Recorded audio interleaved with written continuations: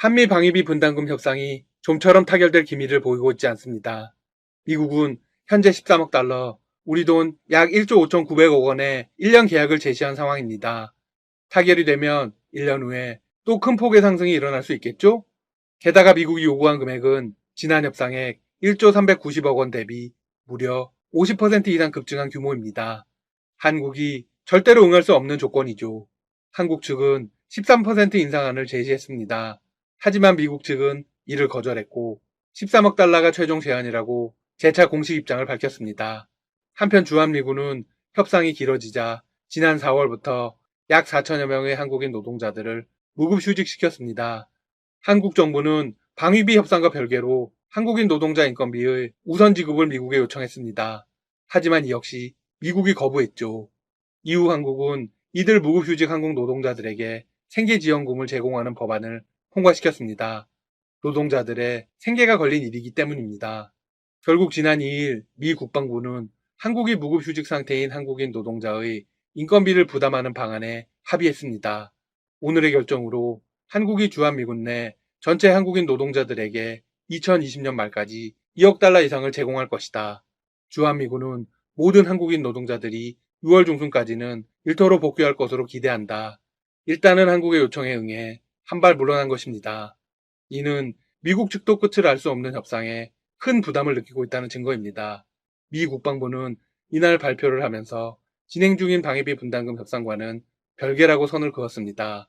미국은 방위비 분담금 협상에 대한 접근에서 상당히 유연성을 보여왔다.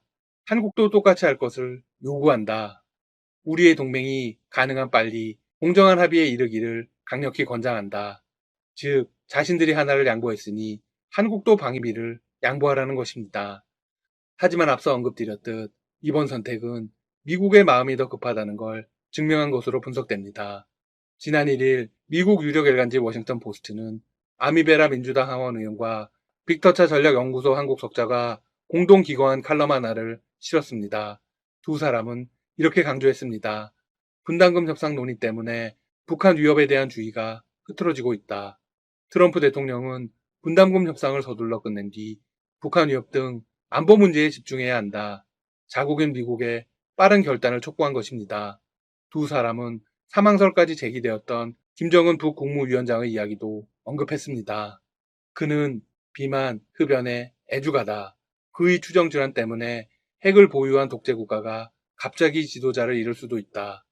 북의 상황이 매우 심각하고 급작스럽게 흘러갈 수 있다는 겁니다. 그리고 현 상황을 따끔하게 꼬집었습니다. 한미 양국은 북한의 단기적 장기적 위협보다 누가 방위비를 더 내느냐는 사소한 논쟁에 몰두해 있다. 북 상황이 지도자 공백으로까지 이어질 수 있는데 우방인 한미가 방위비 분담금으로 씨름을 하고 있는 게 정상적인 일일까? 이들은 특히 트럼프 대통령에게 현명한 비판을 했습니다. 트럼프 대통령이 한미동맹 역사상 가장 큰 규모의 방위비를 인상하려고 했다. 한국의 제안도 거절했다. 협상에 집착하는 게 그의 본성일 수도 있지만 이 논쟁이 가져올 전략적 비용은 훨씬 크다. 트럼프 대통령은 국내외적으로 심각한 위기 상황입니다. 미 현지에서는 코로나에 이어 인종차별 반대 시위가 폭동으로 변하는 양상입니다. 그야말로 전쟁터입니다. 게다가 중국과는 역사상 최악의 갈등 상황입니다. 여기에 방위비 이슈까지 합쳐지면 정치적으로 트럼프 대통령이 얻을 이득은 없습니다. 올해 말에는 대선도 예정되어 있죠. 협상이 길어질수록 불리한 건 분명 트럼프입니다. 더욱이 북측은 대선이 가까워지면 더 큰 도발을 강행할 가능성이 있습니다. 따라서 한국과의 협상이 조속히 타결되는 것은 미국에게 무척 중요한 문제입니다. 두 사람은 마지막으로 이렇게 강조했습니다. 한국은 군사 동맹국일 뿐 아니라 여러 국제 문제의 중요한 파트너이다. 미국 내 검진 키트가 부족하자 다른 국가보다 먼저 이를 보낸 바 있다. 지금까지 닥터시사TV였습니다. 시청해주셔서 감사합니다. 앞으로도 흥미진진한 소식으로 찾아뵙겠습니다. 구독과 좋아요 부탁드립니다. 한국계 아내의 중재로 한국에서 대량의 신종 코로나 바이러스 감염증 진단 키트를 구매하며 한국 사위라는 별칭을 얻은 레리 호건, 미국 메릴랜드 주지사가 도널드 트럼프 대통령과 연일 설전을 벌이고 있다. 호건 주지사는 MSNBC, ABC, 폭스뉴스에 연달아 출연해 한국산 진단키트 구매에 대해 트럼프 대통령의 지시대로 검사 역량 확보에 집중했을 뿐이라고 답했다. 대통령의 이민 중단 명령을 놓고는 이민 1세대인 아내 덕분에 메릴랜드주의 생명을 구할 수 있는 진단키트를 구매할 수 있었다고 반박했다. 코로나19 봉쇄 완화와 경제활동 재개에 대해서는 트럼프 대통령이 혼합된 메시지를 내놨다고 비판했다. 호건 주지사는 21일 MSNBC 방송의 시사 프로그램 모닝조에 출연해 대통령은 주지사들을 향해 각 주정부는 코로나19 검사에 집중해야 한다고 말했고, 그게 바로 우리가 한 것이라고 말했다. 자신은 코로나19 검사 역량을 늘리기 위한 최선의 선택을 했다는 주장이다. 호건 주지사는 바로 어제 트럼프 대통령은 주지사들은 책임이 있다고 말했다. 우리는 전선에 서 있다며 우리는 일을 해내야 했고 결국 해냈다고 진단키트 확보에 성공했음을 강조했다. 호건 주지사는 그런데 비난을 받았다. 난 어떻게 상황이 달라진 것인지 잘 모르겠다며 대통령의 비난에 맞대응했다. 트럼프 대통령은 전날인 20일 백악관에서 진행한 코로나19 태스크포스 브리핑에서 호건 주지사의 한국산 진단키트 구매를 강하게 질타했다. 그는 호건 주지사가 한국에서 진단키트를 구매할 필요가 없었다면서 마이크 펜스 부통령에 먼저 연락을 했다면 비용을 아낄 수 있었을 것이라고 주장했다. 또한 메릴랜드에 위치한 연방정부의 연구실 목록을 보여주며 호건 주지사가 이 같은 정보를 잘 숙지하고 있었다면 진단키트를 수입하지 않았을 것이라고 비난했다. 같은 날 ABC 방송의 더 뷰에서는 코로나19 검사를 시행할 수 있는 메릴랜드주 내의 연방연구소 목록을 받은 적이 있다며, 하지만 문제는 진단키트의 개수였다고 했다. 호건 주지사는 우리의 논의는 진단키트에 대한 것이었지 연구실에 관한 것은 아니었다며 대통령은 기자회견에서 혼돈을 겪은 듯 보인다고 했다. 그는 대체 무엇 때문에 그가 흥분했는지는 모르겠지만 우리는 스스로 코로나19 검사를 해내기 위한 큰 성공을 거뒀다며 그게 바로 대통령이 주지사들의 요구한 내용이라고 했다.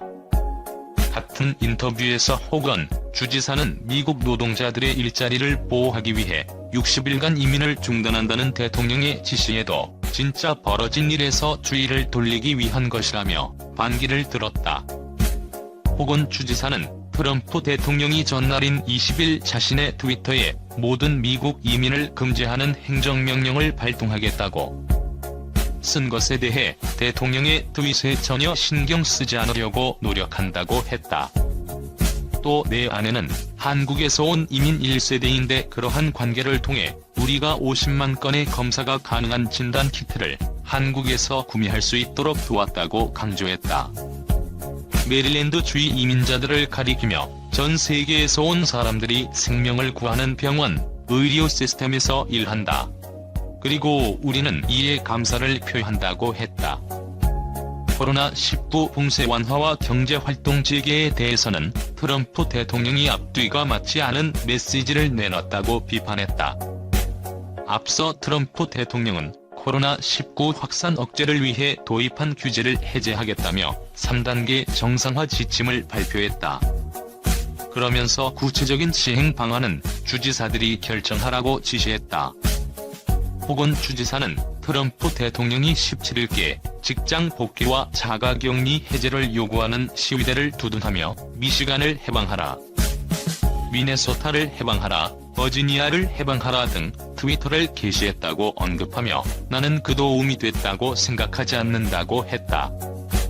호건 주지사는 우리 주는 물론 트럼프 대통령이 시위를 부추긴 여러 주들은 여전히 14일을 유지하지 못하고 있다면서 트럼프 대통령은 주민들이 자신의 연방 정책을 위반하라고 장려하고 있다고 비판했다. 한편 이날 터키 관영 아나돌루 통신은 한국이 코로나19의 세계적 대유행 사태에서 진단키트의 최대 수출국으로 부상했다며 최소 106개국이 한국에서 키트를 조달하고 있다고 보도했다. 아나돌루 통신은 한국이 이달 1일부터 20일까지 브라질에 1920만 달러 규모의 키트를 수출했다며 브라질이 수출 대선국 가운데 규모가 가장 컸다고 전했다. 통신은 두 번째, 세 번째로 많은 나라는 각각 미국과 이탈리아였다고 소개했다. 숨죽였던 바이든의 트럼프 공격. 중국 책임론? 처음엔 왜 믿었나? 악시오스, 더 힐 등 미 언론은 바이든 선거 캠프가 최근 사신을 여론전 키워드로 잡았다며 이를 중심으로 선거운동의 지침을 마련할 예정이라고 22일 보도했다. 사신은 중국 정부, 은폐, 혼돈, 기업 편애를 말한다. 도널드 트럼프 대통령이 코로나19 대처에 크게 실패했음을 부각하고 미국 시민들의 엄청난 고통에 그의 책임이 있음을 강조하는 메시지다. 바이든 선거 캠프는 트럼프 대통령은 코로나19와의 싸움을 시작하며 전문가들의 의견을 무시했다며 초기에 충분히 대비할 수 있었지만 혼란을 거듭하다 귀중한 시간을 낭비했다고 트럼프 행정부를 비판했다. 그 결과 미국은 최악의 상황을 맞이했다는 것이다. 특히 주목할 만한 키워드는 중국이다. 트럼프 대통령 자신이 최근 중국 책임론을 강하게 밀어붙이고 있기 때문이다. 바이든 측은 코로나19 사태에 중국 정부의 책임이 있다는 국내 여론을 부정하지 않으면서도 트럼프의 초기 대처 실패에 더 초점을 맞췄다. 중국 상황이 심각했을 당시 트럼프는 미국에선 전염병 확산이 없을 것이란 말만 거듭했고 심지어 중국 정부의 주장을 믿고 그 대응을 칭찬하기까지 했다는 비판이다. 그러면서 전염병 대처를 잘한 국가로 한국을 언급했다. 동맹인 한국이 역량을 총동원해 대처하는 동안 트럼프는 중국 공산당의 주장을 믿었다는 얘기다. 이런 잘못된 대처로 경제는 위기에 처했고 미국 시민들이 신음하고 있다며 최악의 실업률을 강조하기도 했다. 경제 대통령을 자처해온 트럼프를 향한 직격탄이다. 바이든 전 부통령은 지난 3월 3일 미국 14개 주에서 동시에 치러진 경선에서 압승을 거둔 후 사실상 민주당 대선 후보가 됐다. 그러나 코로나19가 그의 발목을 잡았다. 위기관리에 가장 적합한 후보라는 점을 내세우려 안간힘을 썼지만 미 언론의 관심에서 밀려났다. 선거 유세와 경선 일정이 줄줄이 밀린 탓이다. 하지만 미국 상황이 악화하고 실업자가 2천만 명을 넘어서며 트럼프 지지율이 본격적으로 떨어지자 반트럼프 여론전에 나선 것으로 보인다. 22일 기준 미국의 코로나19 확진자는 85만 명에 육박하는 것으로 집계됐다. 누적 사망자는 47,676명이다.